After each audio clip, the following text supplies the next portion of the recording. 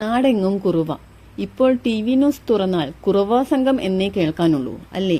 ആരാണ് ഈ കുറുവാ സംഘം? നമുക്കൊന്ന് നോക്കാം. Welcome to my YouTube channel the positive page.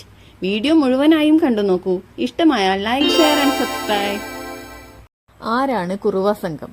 കഴിഞ്ഞ കുറച്ചു ദിവസങ്ങളായി നമ്മൾ കേട്ടുകൊണ്ടിരിക്കുകയാണല്ലോ കുറുവാ സംഘം എന്ന്. ആയുധധാരികളായ മോഷ്ടാക്കളുടെ സംഘം എന്ന അർത്ഥത്തിൽ തമിഴ്നാട് ഇന്റലിജൻസ് ആണ് കുറുവാ സംഘം എന്ന പേരിട്ടത്. തമിഴ്നാട് തിരുച്ചിറപ്പള്ളിക്കടുത്ത റാംജി നഗർ ആണ് പണ്ട് തിരുട്ടു ഗ്രാമമായി അറിയപ്പെടുന്നത്. ഈ ഗ്രാമവാസികളെ കുറുവാ സംഘം എന്ന് വിളിച്ചു. എന്നാൽ ഇപ്പോഴത്തെ കുറുവാ സംഘത്തിലുള്ളവർ എല്ലാം ഒരേ ഗ്രാമക്കാരല്ല. തമിഴ്നാട്ടിൽ തന്നെ ഒട്ടേറെ കുപ്രസിദ്ധ തിരുട്ടു ഗ്രാമങ്ങളുണ്ട്. അവിടെ നിന്നുള്ളവരെല്ലാം ഈ സംഘത്തിലും. തിരുട്ടു ഗ്രാമങ്ങളിലെ ഏറ്റവും അപകടകാരികളായ മോഷ്ടാക്കളുടെ കൂട്ടമാണ് കുറുവ. മോഷ്ടിക്കാനായി കൊല്ലാൻ പോലും മടിയില്ലാത്തവരുടെ കൂട്ടം. കുറുവാ സംഘം അക്രമകാരികളാണ്. ഇരുമ്പു കമ്പിയോ മറ്റോ കൊണ്ടു നടക്കും. വാതിലിന്റെ കുറ്റിയെടുക്കാനും എതിർപ്പുണ്ടായാൽ ആക്രമിക്കാനുമാണിത്. 2 പേർ വീതമാണ് മിക്കയിടത്തും കവർച്ചയ്ക്കെത്തുന്നത്. സുരക്ഷ കുറഞ്ഞ പിൻവാതിലുകൾ അനായാസം തുറന്ന് അകത്തുകടക്കും. ആലപ്പുഴയിലെ മണ്ണഞ്ചേരിയിലും കളർക്കോട്ടും മോഷണം നടത്തിയത് കുറുവാ സംഘത്തിൽപ്പെട്ടവർ തന്നെയാണെന്ന് പോലീസ് സ്ഥിരീകരിച്ചു.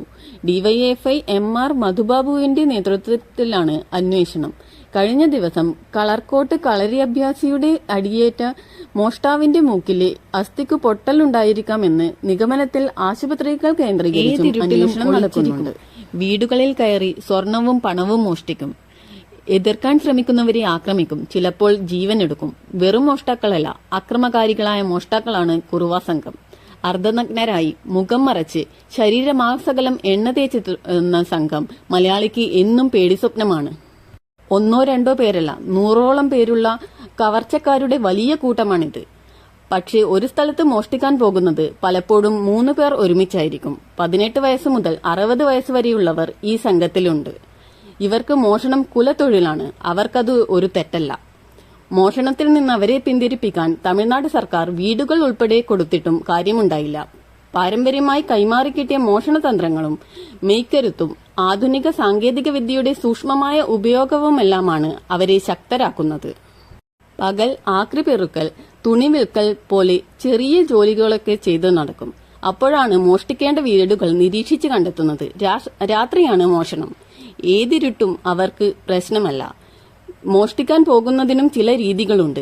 കണ്ണുകൾ മാത്രം പുറത്തു കാണുന്ന രീതിയിൽ തോർത്തുകൊണ്ട് മുഖം മറയ്ക്കും. ഷർട്ടും ലുങ്കിയും അരയിൽ ചുരുട്ടിവെച്ച് ഒരു നിക്കറിടും. പിടികൂടിയാൽ വഴുതി രക്ഷപ്പെടാനായി ശരീരം മുഴുവൻ എണ്ണയും പിന്നെ കരിയും തേക്കും. ഇതിനെല്ലാം പുറമെ കമ്പും വടിയും വാളും അടക്കമുള്ള ആയുധങ്ങളും കരുതിയിട്ടുണ്ടാവും. മോഷണ ശ്രമത്തിനിടെ പിടിക്കപ്പെടുമെന്നുറപ്പായാൽ ആക്രമണം ഉറപ്പാണ്. മോഷ്ടിക്കാനായി കൊല്ലാൻ പോലും മടിക്കില്ല. തമിഴ്നാടൻ തിരുട്ടു ഗ്രാമങ്ങളിലെ ഏറ്റവും അപകടകാരികളായ മോഷ്ടാക്കളുടെ കൂട്ടമാണിതെന്നാണ് പോലീസ് പറയുന്നത്. വീടിന്റെ അടുക്കള ഭാഗം കേന്ദ്രീകരിച്ചാണ് ഇവർ മോഷണത്തിന് നീക്കം നടത്തുന്നത്. താരതമ്യേന ഉറപ്പു കുറഞ്ഞ വാതിലുകളാവും അടുക്കള ഭാഗത്ത് സ്ഥാപിച്ചിട്ടുള്ളത്. അതുകൊണ്ടുതന്നെ ഇത് തകർക്കാൻ എളുപ്പത്തിൽ കഴിയും എന്നതിനാലാണ് ഈ ഭാഗം തിരഞ്ഞെടുക്കുന്നത്.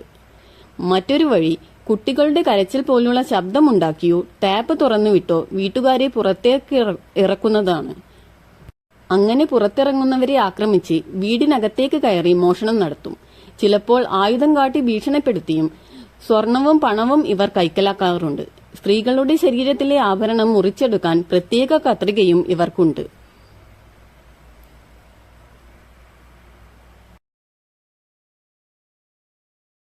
ഈ അക്രമകാരികളെ നമ്മുടെ നാട്ടിൽ നിന്നും തുടച്ചു നീക്കാൻ, ആളുകൾക്ക് പേടി കൂടാതെ ജീവിക്കാൻ എത്രയും പെട്ടെന്ന് പറ്റട്ടെ എന്ന് നമുക്ക് പ്രത്യാശിക്കാം. നന്ദി.